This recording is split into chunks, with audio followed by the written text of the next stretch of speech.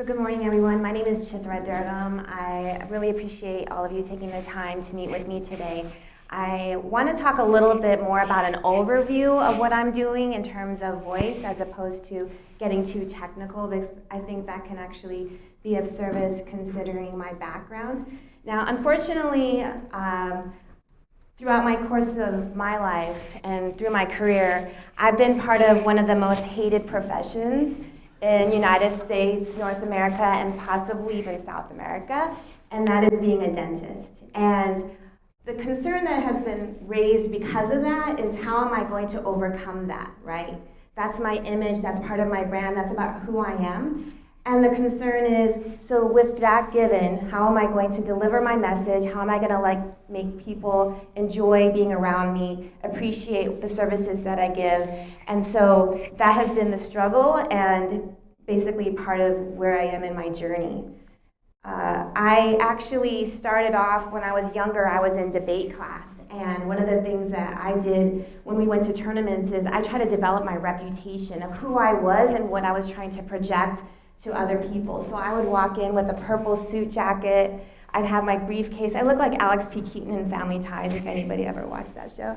And I wanted to give a message of who I was, that I was serious about what I was doing, that I really enjoyed what I was doing, and that I wanted to make sure that people knew that what I was there for was to make a difference in the debate world. And at the time, because of who I was, whenever I would show up at a tournament, people would say, oh, there's the girl with the purple jacket. They may not have known my name, but they knew who I was, and they knew how I was doing because of it. And so that started my journey in terms of understanding how reputation can really help not only further your brand, but also can make a lot of difference in your life. And now as I see branding as more of an evolved version of reputation.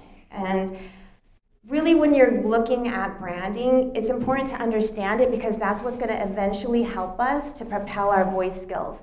And so I want to give you a little bit of a nugget about where I've been going, what I'm doing in terms of raising my brand and delivering a message that's going to help me propel any voice skill that I do going forward. Now, how I look at brand and establishing brand is more of a foundational aspect to it. When I first look at a brand and what I'm trying to accomplish and developing my personal brand and a voice skill, I first want to take a review of the personal brand and image that I've developed. So what do I represent? Who I am as a person? Do I curse? Do I make sure that I'm giving wholesome content to people, or am I trying to do things for the likes? I have to be very cognizant of how I'm coming across, because that's going to determine in the end the longevity of the voice skill, the longevity of what I'm doing, and whether I'm going to be successful. I also look at if I'm providing value, and how do I want people to feel when they come away with what I'm doing.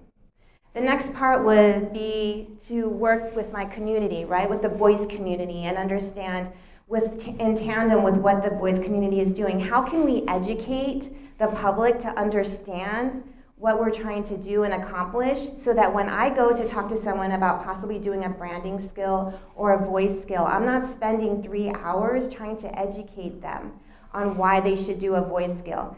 Right? Most people, when they look at voice skills, they have an idea of what it is, but they don't really have a real strong understanding. And so my time would be better spent talking to people who really want to do voice skills, not trying to spend that time educating them. The next part would be developing my personal brand as a platform.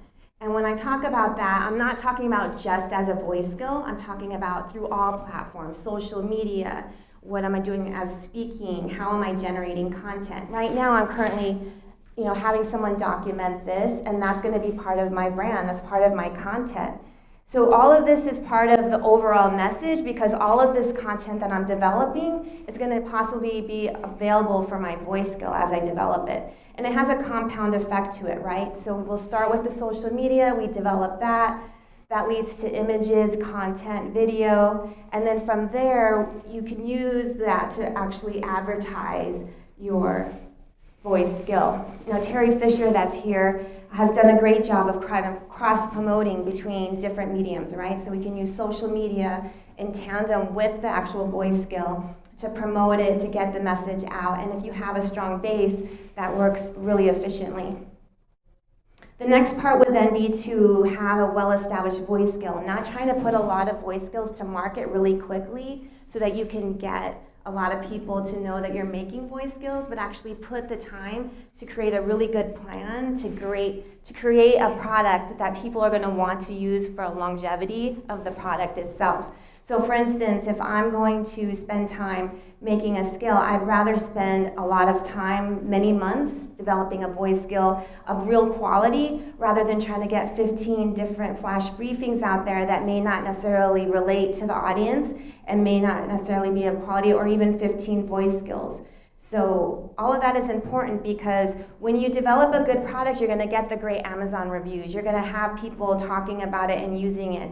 And the more they use it, the more likely that you are developing a brand that can sell products, that can do in-skill purchasing, that can actually help propel maybe your humanitarian efforts that you have. And so, again, that's all a part of the compounding effect of brand. And then it's kind of like a rinse and repeat, right? So based on the utterances, based on the information and feedback that you're getting from the consumer with voice skills, based on your brand, you can essentially use that to create and adapt and make changes. And that takes time. So that's one thing that many people don't necessarily talk about, is that unlike social media that I can start tomorrow, when I'm developing a voice skill, I have to already have my brand in place. I then have to move towards making sure that what I'm doing actually has the quality and strategy behind it, and then I have to spend several months developing the brand as a voice skill. So doing that takes time. It's not something I can just lay out tomorrow. And your voice skills should really give that message that it is of quality. So once I actually set up the voice skill, now you're looking at a lot of opportunities coming your way because you've had this whole platform and this whole personal brand that you've established. You're going to have to really be focused on time management, making sure your time is spent more on actually developing the brand and less on the small day-to-day tasks. And you may have to have a public relations agent. You're going to have a manager involved possibly, because all of these things are really a team effort. It's not just developing it and moving on. You have to really spend a lot of time working with different people, whether it's the people that are helping to create it, whether it's the people that are managing your time afterwards, and they all have to be in sync in terms of how you're going to develop your personal brand into a voice skill. So when you're first starting out, like I discussed earlier, it's really about the planning, about what you want to establish. What is it that you want people to know about you? And you need to sit down and speak with someone who's really an expert in this area that can tell you more about what that's going to be. What is that going to look like? You know, are you going to be able to spend 20 hours in a booth recording different answers to questions about your personal life? Do you have content already, if we look at an overview of what you're doing, that you can actually upload to your voice skill? These are all things that are extremely important, and it takes a lot of work to go through it. So sitting down and doing an inventory is key, and this is kind of an example of what I've been doing in terms of talking with people about when they want to make a voice skill. What is their budget? What is it that they want to do with the voice skill? Because everybody has to be in sync. You know, what happens when, let's say you're working with a celebrity and they spend 15 hours recording and then they go on tour and now they don't want to spend the time working with you. You're spending years trying to get a voice skill out. So the strategy that starts the whole process is key and is extremely important. You know, you have to review the previous developed content. Is it copyrighted? Does that need to be taken out? Are there people cursing? Does that have to be taken out? All of these things are, you know, things that have to be discussed. So like I said, educating the public is really important because a lot of the times the public thinks that Amazon, Alexa, Samsung, Bixby, all of these devices are really for music or to listen to the weather or get like quick information about their favorite football team. But in fact, they should understand that it has much more potential than that. That's really our duty as a community to be able to express that. One of the things that we can really talk to the public about is how do voice skills benefit the general public? So being first to voice is really important, and that's one of the strategies that I discuss a lot with businesses, is that if you develop your voice skill and people know what it is that you stand for, then you can be really developing a reputation and being one of the first companies that people search for when, a lot of people are coming to the market. That the fact that it's very comprehensive. It's voice skills. One thing that many people in the public don't know is that it's multimodal, that there is a lot of ways that you can incorporate content. It's not just audio. You can actually use images that you've had since your childhood. You can incorporate videos that you have. And so all of this we really should strive to discuss more. So a little bit about my personal brand and my journey, because I think that's what makes this talk a little bit relevant, is that when I started off as a dentist, I've been practicing for 15 years, and what I decided was that I'm not going to be able to convince everyone that I'm not like those other dentists over there, right? Everyone says, no offense, but I really hate dentists. And I think to myself that I'm not going to overcome that by just telling them I'm different. I have to really give them an example of how that is. So I have to go where they are, right? So if somebody is interested in Instagram, I have to go there. I can't necessarily expect them to come to me. And that's really where everything started for me. So I started doing a lot of work in Instagram, with TikTok, with different social media sites to develop my brand and lead me in the direction that I wanted to go. I make sure that it's wholesome content, there's no cursing involved. I have a strategy in terms of how I'm developing it. And with that, I have developed a following, which led me to work with Snoop Dogg. We do custom mouth guards for him and his special needs football team in Los Angeles every year. That led to me being recognized by different television channels, and they wanted me to be on to discuss the various topics, whether it was flossing or other aspects of my office. And because of the work that I've been doing on TikTok, and then I developed another show where we did a satire on the show The Office, where I used my teammates in my office to be characters in our satire of the actual television show, and we put that on Snapchat. Because of all of that, I ended up being in Gary Vaynerchuk's book, Crushing It, really describing the work that I've been doing in developing my brand. And then from there, I was able to get some branding deals. I'm now the brand ambassador for Wonderful Dental, which is a dental product company. We discuss working with them in terms of the products that they have, and we do TikToks with the products itself. I'm also getting other work with different companies to do speaking engagements in the dental field and medical field. And so this is, as I was saying, it's a compound effect that continues, and all this work that I pretty much have been doing is going to be able to be used in my voice skill. And I also created a white label product of custom mouth guards, which is called Roar Mouth Guards, and all of this is basically going to be used to pretty much develop my voice skill. This is an example of a TikTok that I did. It's kind of funny because it's in my office. It kind of incorporates my brand. This actual video itself got about 1 million views based on where it was used. I created it. I was on TikTok. It went viral on TikTok. Then we went into Facebook with the same video. Obviously, it's going to do different on different platforms depending on who your audience is, but it definitely got the message out because my office was attached to it.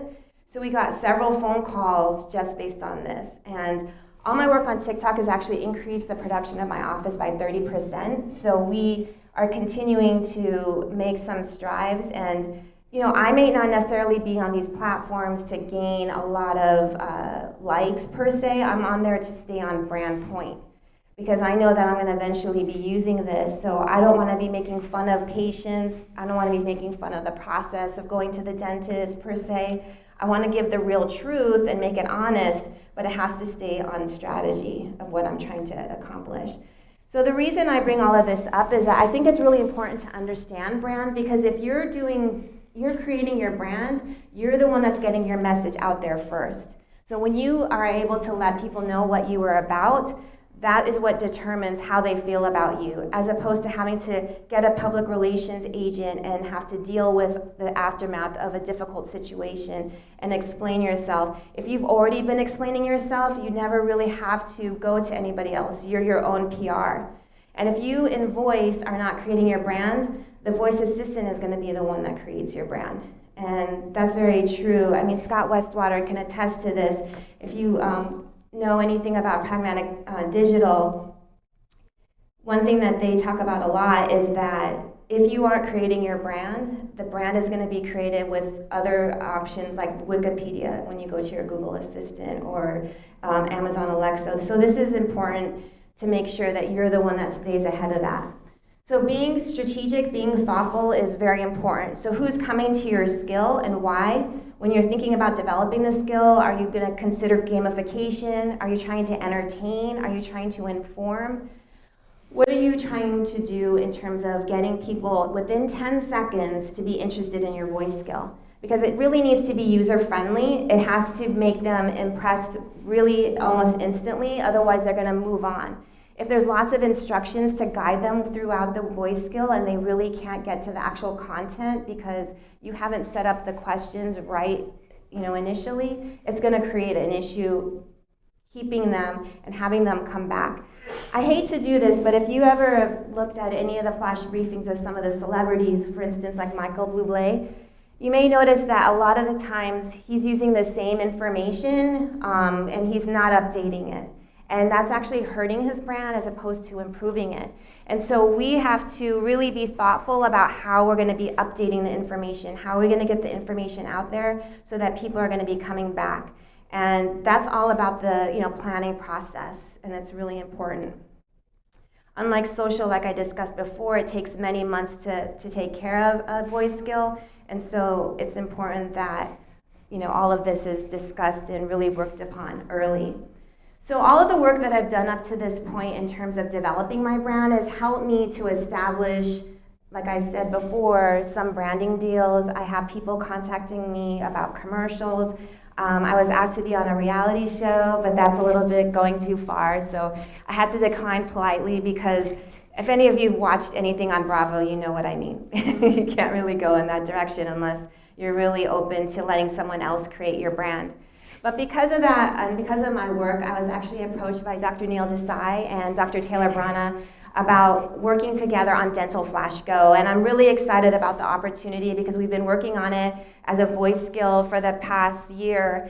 And I can only tell you that the amount of work that's required to do it is not superseded by the excitement that we know that is going to happen based on people's interest in getting in more studying. So what the actual voice skill requires is that we actually set up questions so that those that are actually applying for dental school can actually apply with the DAT without having a lot of education, having a lot of test skill background, having been done already. And how they do that is with Dental Flash Go, we have questions set up where a user can ask, Alexa, can you please enable Dental Flash Go? And then questions with science, with cellular biology, with chemistry are basically employed. And with all of that, they could be true or false, they could be multiple choice, or they could be free-form answers. And with that, it's the first voice-based interactive dental question bank. Taylor Brana and Neil Desai are also working on one for the medical field. And so they're pretty much capturing the whole market in this. We started with the DAT, and we have about 1,000 plus questions currently. And we're really trying to gamify studying. So when you are going to study, sometimes looking at a book is only going to help you so much. So we want to make it interesting for the user to have a different experience in studying. The other option that we're really concerned about is, and if you look on Instagram, you'll see this all the time, when somebody's actually out and trying to get things done throughout their day, they're always nervous that they're missing 15 minutes of studying. And because of that, we're actually helping solve the problem of time, because people don't have time when they're studying for their exams, and if they're working out or if they're going grocery shopping, they want a few more minutes to be able to study. And so this helps a lot with that, and it improves the educational experience. It gives an edge, because if anybody knows medical or dental students, they know that they're always looking to get 5 seconds above the next person around them. There's a lot of gunners out there, and Dental Flash Go really meets the need of that. And that kind of goes back to what I was talking about before in terms of what is the need that you're fulfilling? And in our case, we're giving back the students time. We're also giving them an entertaining experience. And so because of the work that I've been doing up to this point, because of the brand I've been establishing, now in marketing the Dental Flash Go, it's going to be a piece of cake, to be honest with you. We have so many people already following us in the medical and dental field. Now I can just go to my Instagram, I can go to my TikTok, I can go to wherever I need to be able to advertise my skill. And we talk a lot about discoverability of skills. How are we going to let people know more about the work that we're doing? And the way that we're going to do this is multifold. You know, we can have a widget on our website that has a voice application. We can have social media discussing what we're doing, and we can obviously have advertisements within Alexa. So all of this is really important to the overall goal of what we're trying to do, and brand helps a lot with that. It also is going to help me in terms of developing my personal skill, which I'm currently working on, is developing a voice skill on my personal brand. And all of this that I've done up to this point is going to be able to be easily a part of that. So I really appreciate all of your time. I'm going to be speaking at Harvard Medical School August 5th to 6th. I'd love for all of you to join me if you could, because I think it's going to be a great day of discussing how voice is being used in healthcare. So I'd love to answer any questions that anyone has.